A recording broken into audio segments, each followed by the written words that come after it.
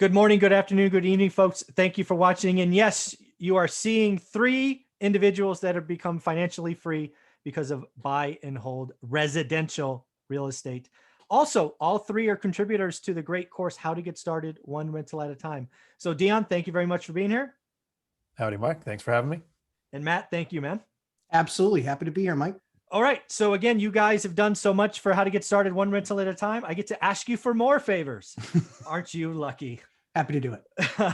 So what I'm going to do is this particular one, I sent all of you because it's a little bit longer email, but I'm going to summarize it for the folks watching. Basically, this is a couple. They are both north of 50. They live in Southern California. They are currently renters. The husband is an entrepreneur. Has been in business for looks like 4 years. They do own a fourplex in Oregon. Klamath Falls, Dion, is that anywhere close to you? Don't know. 5 or 6 hours away, not too far. 5 or 6 hours, no, that's far. You're not driving there in a day, at least I wouldn't. So they bought it back in September of 2020, positive cash flow. They have, let's just say, 100 grand to invest. What else do I want to say? Oh, she has recently been laid off. Right now, they are rough and tough financially okay, meaning her husband's job comes in. She's been laid off, but they're doing okay, but don't really have the extras. So her question was for us, what should she do in her situation? Should she dive in, try to be creative with seller financing? Should she, try to use the 100K? What basically should they do? Go back to work. Yeah, go back to work. Go back to work. Sorry. I mean, it's just, because we're not in that position, and I'm ultra conservative. Yeah. And I think that they were, in their 50s, which means that they probably have likely 30 plus years left to live. Yeah. And, I think that putting yourself as a entrepreneur, getting a bank or even a non-QM to give you money is really hard. It's really hard. And you really do. And forgive me, but I think the numbers are good for a starting out business, but they're not really significant.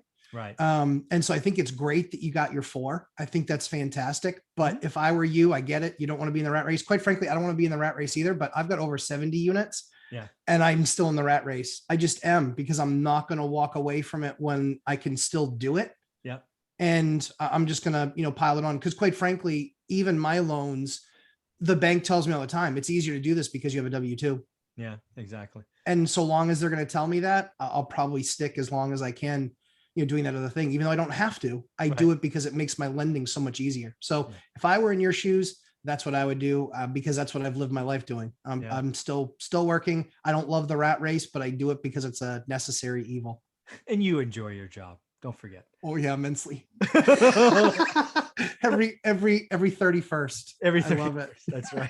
How about you, Dion? When you read this, what did you think? Well, I don't want to attack Matt too much because we really kind of just met today. It's okay. You can. Yeah, it's fine. He's a soft. We have completely divergent opinions. Awesome. Yeah. There's a couple of facts that make this a little bit easier for this person to get lending. The husband's business in place for 4 years, which makes over $60,000 a year, means they have tax returns for more than 2 years. So lenders will recognize that. They've had a rental. Once they've got rental income for 2 years, then 75% of rental income will also count in the debt to income ratio. So even if she's not producing income, and I think, and maybe, I don't know if you saw this or not, Matt, but at the very end, she said, hopefully you can see I really don't want to go back to work. Yeah. Which means, in my opinion, I would go back to work because I love my job. And I hear people say this all the time. They say, I love my job so much, I would do it for free. And that's not me. I love my job so much. It's the only one I will ever do for money. The only one I'll do for money. That's a twist. So if she doesn't want to go back to work, I think she's in a good position to really dive head on into real estate. I would look at asset-based lending. I've got a lender here in Seattle. I actually will put a link in the comments below. Actually, I'll send it to you, Mike, and you'll put a link in the comments below. Sure. That could take you to this person, and it's even on 2 to 4 units. So it doesn't normally asset-based is 5 units or more, so you get commercial loans. But this is a lending in 44 states. They do service Oregon and California, where this person is talking from. Yep. But they'll base the loan on the income that the property is going to produce, and some of the requirements are you have rental income on your tax returns. So I think she's in a good position to either go back to work and Yeah. go ahead, or take the next 2 years. If she's in her 50s, she still has enough time to Yeah. get back into work. If she took 2 years to figure out if she can make real estate work. If I didn't love my job, I would have quit 3 years ago and never worked again in my life as soon as I reached that financial freedom, and I would have let the income snowball slower, build up my net worth.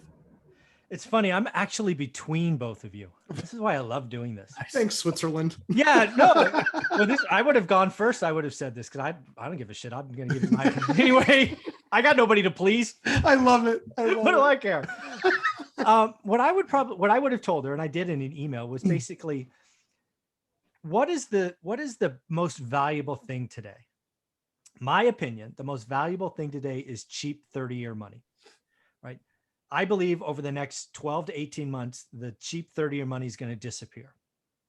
I agree. I believe the easiest way to get the cheapest 30-year money, which I equate to value, future value, right? A 3% mortgage, 3.5 today is more valuable to me in the future, is she's going to have to go back to work. So what I told her is, you know what? You don't like to hear this, but I'd like to put you on an 18-month or 24-month plan where you can finally be done. Because I want you to get back to have more income. So you get more yes answers from banks and you get that lifetime cheap ass 30-year money. Yep. And then you've also had that time, sock it away, get a little smarter, and then you're rocking and rolling. So again, I think the shortest was 18 months, I said, and no longer than 24 months. Because again, I see her having a lot of things, but I just, a 3.5% mortgage on a fourplex is much better than 4.25% when you expand that out over time. So that's where I kind of came down, was like, ooh, I really want to tell you to stay home, but God damn it, I really put value on that cheap 30-year money, right? That's just what I was thinking. So maybe, Dion, are the asset-based loans kind of the same rock bottom rates, or are they slightly higher? Maybe I just don't know. So I haven't used it yet. And I actually, the link that I'm going to send you takes you to a PowerPoint that literally breaks down how the loan lending structure works. They do 30-year fixed rate. It's probably a little bit higher on the interest rate. Yeah. But I haven't used it. I'm in a mastermind group. I was in it this morning, and I knew this question was coming, and I shot a message to the guy and I said, how would this work? There you go. Cool. Yeah. So I think, for me, when I look at where we are today in 2021, the most valuable thing to me in the future would be a lifetime low interest rate. And I think, again, I could be wrong, but I think you get that by both of you being employed and showing income. But again, I don't think she has to work long. Right? No, I don't. I don't so. think that my prescription is not for 10 more years. My prescription is for a few more years, just until you get more deals under your belt, because I know I'm going through the process right now. If I were under 10 units, I could get a loan at 3.25%, 30-year fixed. Yep. And right now, because I'm over 10 units and it's not a commercial loan, it's actually a residential loan. They're going to portfolio it. Yep. But that portfolio price is 4.5%. So which would I rather? I'd rather have 3.25%. And if the only requirement to that is having a job. And the other thing too is that no one says that you have to go back to the rat race that you were in before. Yeah, you're right. Go back into something else. Like, my wife's a nurse. It doesn't mean she has to be bedside, you know, so she can do 1,000 different things being a nurse. She can do, case review or whatever. And so I think the opportunity might be maybe try something new. The big thing is like I said, I think that on the 4 years of owning your own business and seeing what the returns on that are, we also don't know what inflation is going to do. And I don't know what his business is. Yeah. Yeah. I got a little sense in reading the full details, which I didn't read all of it online here. It didn't seem like she was ultra confident that was repeatable year in and year out, is what I did. His income. It's what I read, but I mean, like I said, I think that my thought is you can always walk away, but it's really hard to go back. Yeah. Like what happens if things go a little bit sideways for a few years? They can't acquire anymore. They're going to have to keep on living on the cheap. There's a decline in your husband's business. And then what's left to do? And then what? And then you're going back to a job you didn't want to do and you're 2 or 3 years older. Or you're selling your assets. Exactly. Or you're liquidating. Like that's not a position. So I'll always overstay the party just to make sure that I'm really, really, really done. Yeah. Very, very cool. So Dion, any closing thoughts on this one, Dion? So I'm hoping that the argument that we create with this video isn't too big. I picture this couple watching this video, and hopefully Mike comes back. He's got a phone call probably. Hopefully when they watch this, I think the husband is really going to like you guys because you're that he thinks the easiest thing would be for her to go back to work, and she's going to like me because I'm giving her That's confirmation right. We're gonna have a fight. that it's possible without going back to work. Yeah. So hopefully we didn't confuse the waters too much, but we do Yeah. have some different opinions. If it Yeah, was, it's okay. I think if you can find a job that's different enough that isn't the one that you had that you didn't like, Yeah. then that's an option too. But that doesn't really help too much because they want to see 2 years consistent income in the Sure. same field. Yeah. But I still think the way they're set up with his business having tax returns and them Yeah. already having rental income, You're right. they're set. And it also comes down to how fast can they save the next down payment though too. So that might be on the other side, going back to work, Yeah. side of the argument. Yeah. Very cool. I still like Dion's idea too. I mean, I think you look at Yeah, the very numbers, true. right? You built your scenario analysis, both paths out. And Yeah, which one allows you to still sleep at night? Yeah, I think that's the key. I think Dion is absolutely onto something. Yeah. It's just my conservative nature is like, oh, just one more year, right? One more year helps me get one more 30-year fixed, right? Mhm. Or maybe two. Mhm. And then you're like done. Like you could even survive a recession. Right now, a recession comes up at the end of 2022. That's going to leave a mark. Yeah. So I don't know. This has been fun. I'm glad we're doing this, and I'm very thankful we have different opinions. That's why we do this. So, any closing thoughts, Dion, on this? No, I think she's in the right community to reach out to keep asking for advice as she's going forward, though, as they're going forward. Yeah. And Matt?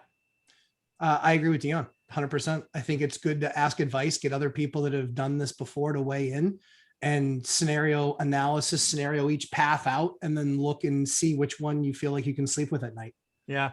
And one of the things I've always done, whether it was in my sales career, investment careers, I tried to sit down, usually with Olivia, unless it was work related, and try to plan the worst case scenario. That's right. And if you can stomach the worst case scenario, go nuts. Absolutely. I just didn't get that feeling in this example, but I absolutely could be wrong. So folks, this has been a lot of fun. I look forward to this. And you know what, just to tease, we're going to talk about our good friend, Ken McElroy, in episode number 3 and talk about his wonderful housing predictions as an apartment guy. So thanks guys. Can't wait.